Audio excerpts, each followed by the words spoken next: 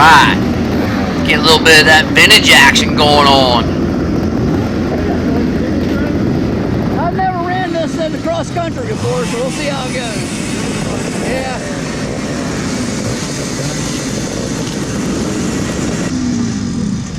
See all those old bikes. I love them.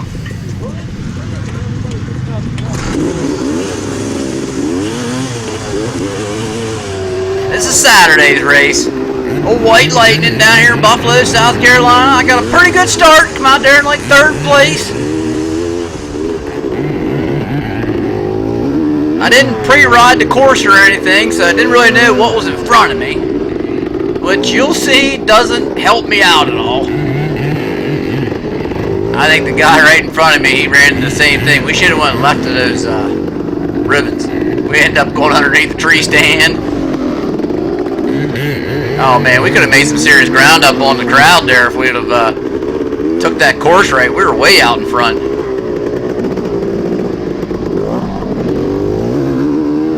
This little section they put in here is kind of like a little grass track, zipping back and forth in amongst this, these small pines and whatnot. How about that? Bonehead move number 1. I take out the leader. See that 74 in the green? You'll see him a lot in this race, but he ends up winning the stinking class on the 50 plus intermediate. And I'm not sure if I got hit or what exactly happened. My bike didn't really stall out there, but I went down the front end, washed out on me, but yep, the fire went out. It's definitely stalled that one out. This is my dad's backup bike, 74 Yamaha 360 MX. And when I come down south, that's the first thing I ask for from him is to, hey, bring that bike with you when you come to the races, because I want to use that. I don't ever get to do any vintage racing, and it's great. I just absolutely love that bike. And I really appreciate when he brings it to the races, because I'm telling you what, we can get some of that good vintage action going on, and if all goes well, maybe this year I'll be able to get one myself. I'll be out looking around. Gotta make sure it fits my budget.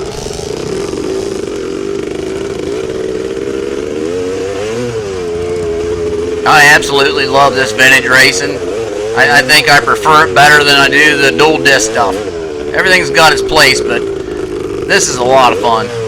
Now I love the big bore, the big 360. Gotta clutch it a little bit here and there to keep the fire going, but after you catch on, you start to hear it to go away a little bit. Pull that clutch in a little bit, and you just start to hear it. And then I was able to start catching on. I think it's just a matter of not riding the bike very often. Yep, I'm not sure where I'm going here. There he goes. There goes Steve. He's off.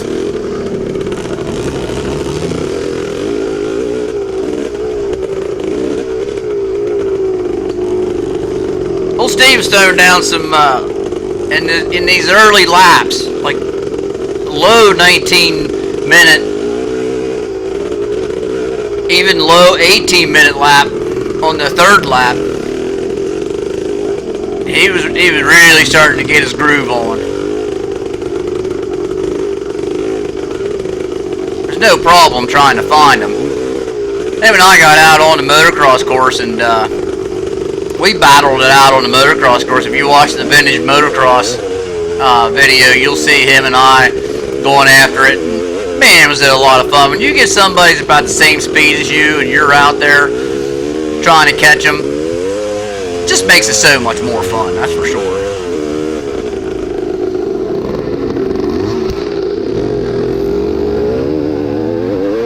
That dude's got the same jerseys what Blade had on all last year. I remember that.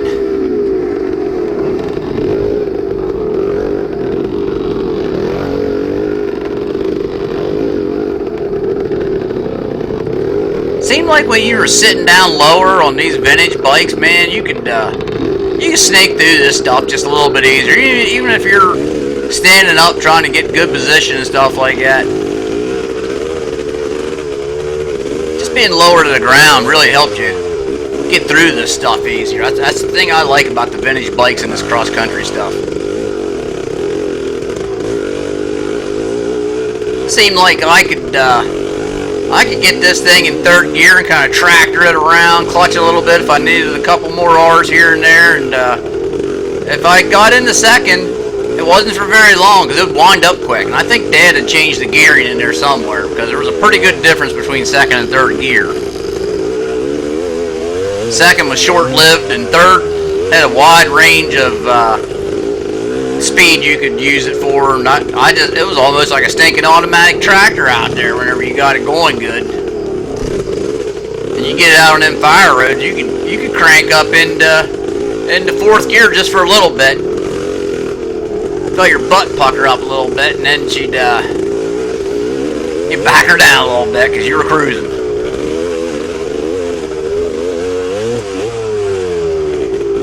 I'll tell you what, if he wanted to not be noticed, he was definitely wearing the wrong outfit, because I could be colorblind and see that stinking uniform.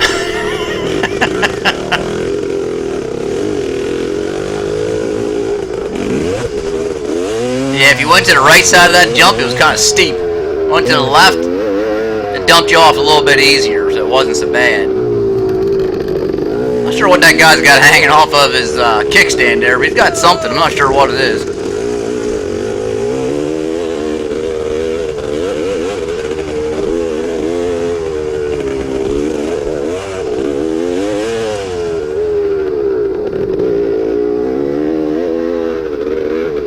Finally getting an up close and personal look at him here. Feeling like I got half a chance to get around him.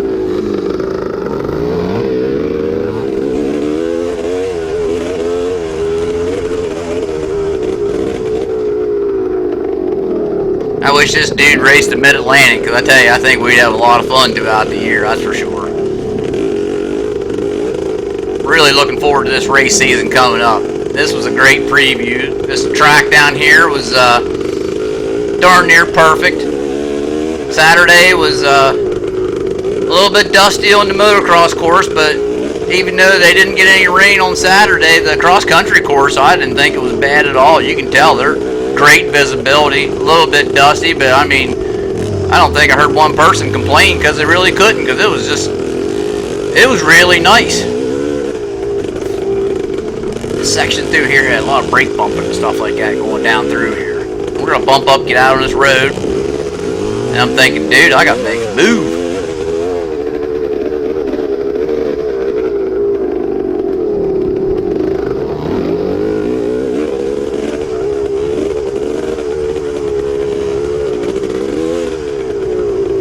Just from the sounds of that motor, I don't think I've lost my inner muffler yet. Somewhere in this race, I lose my inner muffler. And it was so obnoxiously loud. All the packing came out, the inner baffle came out, everything. It was just a can there left, and people 25 campsites down couldn't hear themselves talk to somebody next to them because it was so loud. It was embarrassing to drive around in.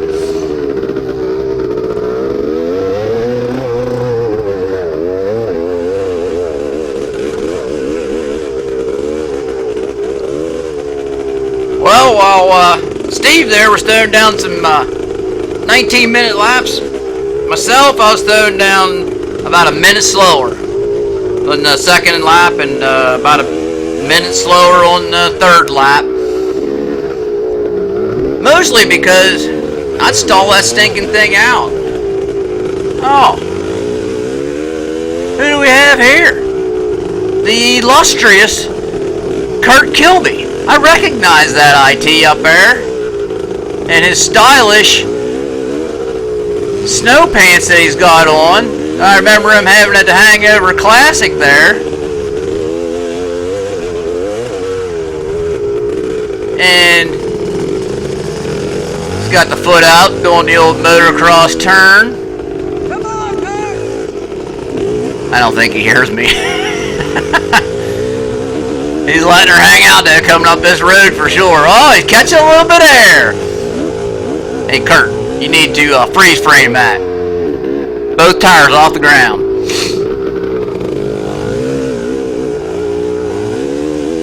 He is getting it.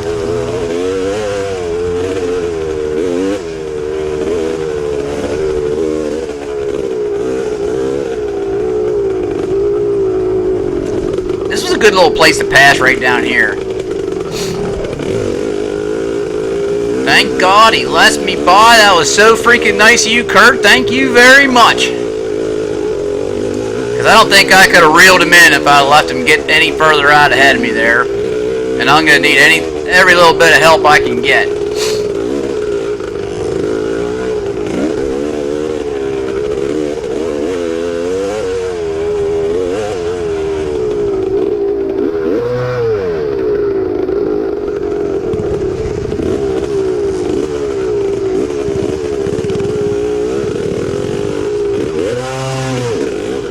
Hear that?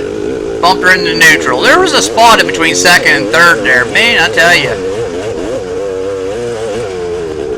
It would go into neutral, and you had a heck of a time. You had to go down to get it back in gear. If you tried to go up, you couldn't get it in gear for whatever reason.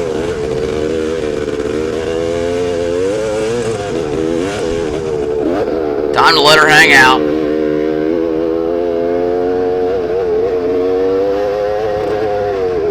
I can see Steve's suit up there. He's got plugged in. Looks like he went through the mud. It's going to give me a chance to catch up. Dave Cutskill says I got another thing coming. Watch this select move. I tell you, I was impressed with this. When we get down here, the trail's going to split left and right. I should have went with Dave. I think I could have got around Steve a little bit faster.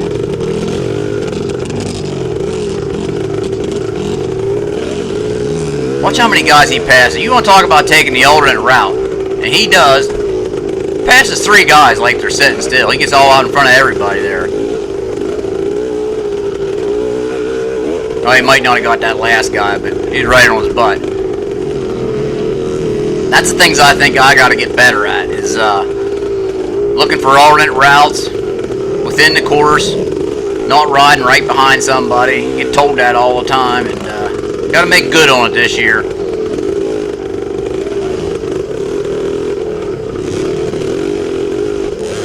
Woo!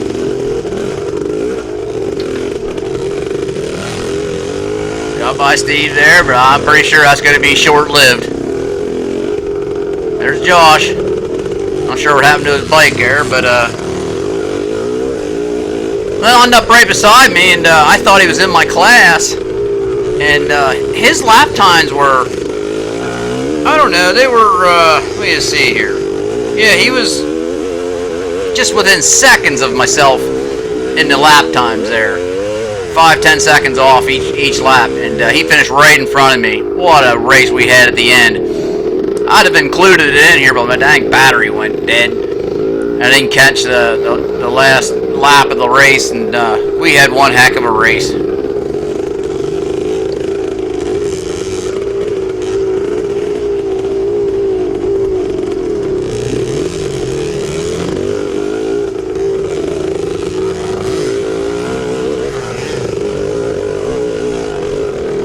I'm pretty happy right now, I can tell you, with the first race of the year on the vintage bike, the bike I haven't got to ride since last year. Finally starting to get a good feel for how this thing handles and the power of it. And that is one thing about this 360. You want to dig a trench, you just twist on that right grip and you got it. If Dad does one thing to help this bike out, I'd say put a new back tire on that thing, because she's getting a little bit tired, a little bit rounded. It would help out the traction situation for sure, but it might make the keeping that front tire down on the ground a little bit harder, that's for sure.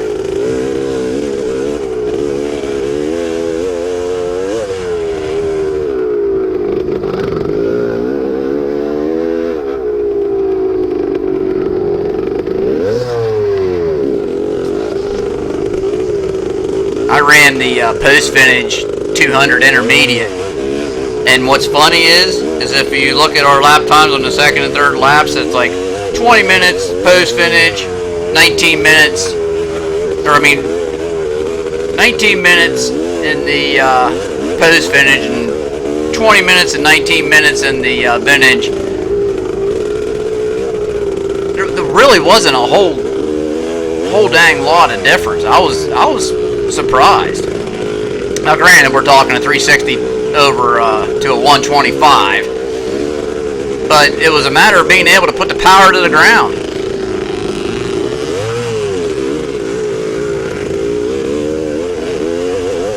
If you watch that post vintage race,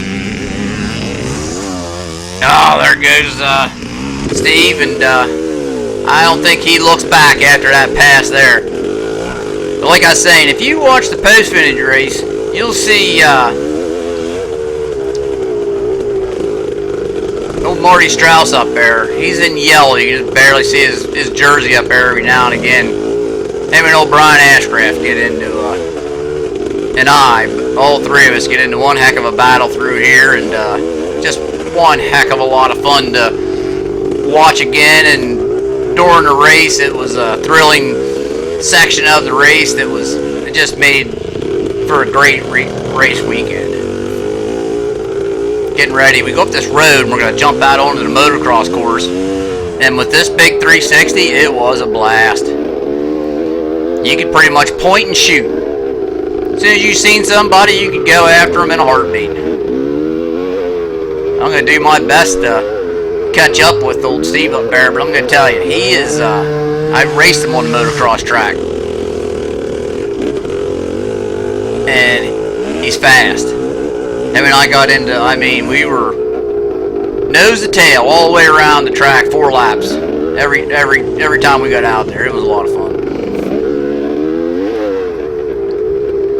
It'd been kind of nice if they would have added this upper section along with the lower section for the motocross, but on the other hand, it was also nice they included it in with the cross country and just mixed everything up so dang well. It was, like I said before, it was a well laid out course.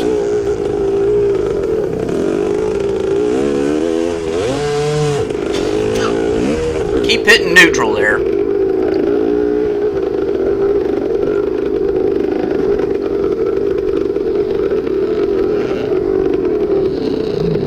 I should have tried to get around old Holly 351 there. Sometimes I think I played it way too conservative in some of the wide open spots where I know I could have twisted it a little bit more and got down through there, and I second guessed myself a little too much, I guess. But I will tell you one thing, I was pumped this first race of the season. Really nothing too major went wrong, and you can't see it from this angle, but if I turn the camera around, you'd see just a giant smile on my face, because I was love riding this old 360 like this. It tears it up. I've been through the woods in here.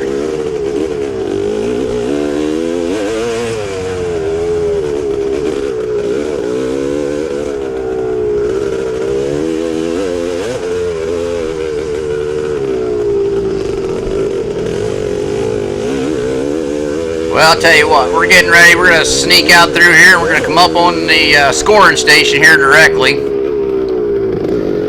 This is your first race, first lap of the vintage cross-country race, and the whole race was just an outstanding race. Lots of great people down there. They had close to 300 people there for the weekend, from what I understand. And how about that? Those are GNCC numbers. Hopefully you enjoy the video. Stick around. There should be about 3 to 4 videos total for White Lightning weekend. We had I rode 8 races, two motos in the motocross each day and 2 cross countries each day. My butt was so tired by the end of this, it wasn't even funny, but I'd do it all over again. Talk to y'all a little bit later on, guys. Have a good one.